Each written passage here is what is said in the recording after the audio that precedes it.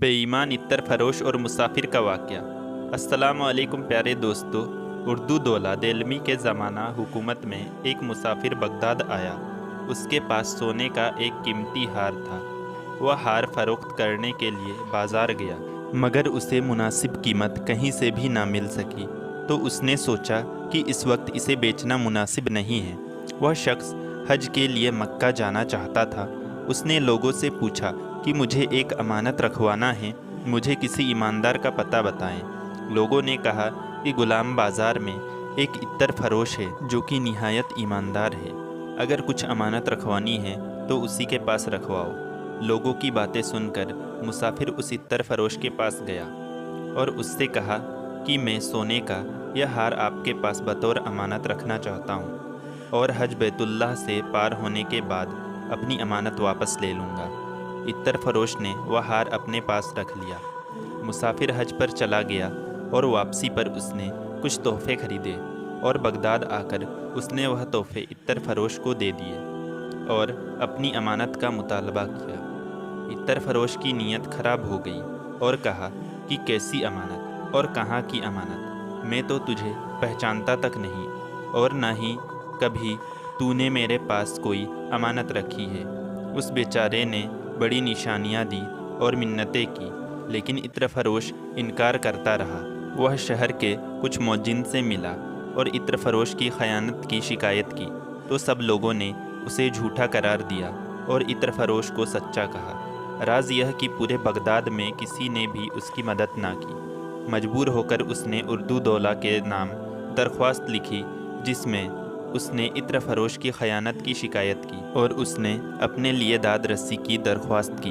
उर्दू दौला देलमी ने उसे लिखा कि तुम 3 दिन तक रोज़ाना उसकी दुकान पर जाओ और चौथे रोज़ मैं वहाँ से लश्कर लेकर गुजरूँगा और तुमसे उस दुकान पर मुलाकात करूँगा।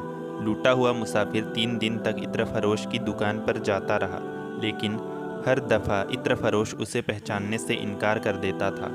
चौथे दिन वह इत्र फरोश की दुकान पर बैठा था कि उर्दू दौला अपने लश्कर समेत वहाँ से गुजरा और उसे देखकर रुक गया और शिकवा करने लगा कि मुझे अफसोस है कि आप बगदाद आए हुए हैं, लेकिन आपने मुझसे मुलाकात तक नहीं की, जबकि मैं आपको दिल में हमेशा याद करता हूँ। आप हम पर ऐसा जुल्म तो ना करें।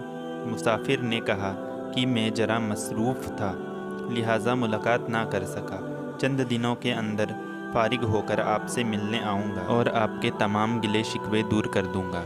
इत्र फरोश यह सब कुछ सुनता रहा और हैरान हुआ कि यह शख्स उर्दू दौला का करीबी दोस्त है, जबकि मैं इसे कई मरतबा अपनी दुकान से धुतकार चुका हूँ। उर्दू दौला जैसे ही वहाँ से रवाना हुआ तो इत्र फरोश ने कहा कि भाई, आप अपनी अमानत की कोई निशानी बताएं ताकि मैं दोबारा ढूंढ सकूं। मुसाफिर ने हार की निशानी बताई तो थोड़ी देर बाद वह हार लेकर आया और कहा कि आप यकीन करें, मैं बद्दयानत नहीं हूँ, मगर आपकी अमानत मेरे जहन से उतर चुकी।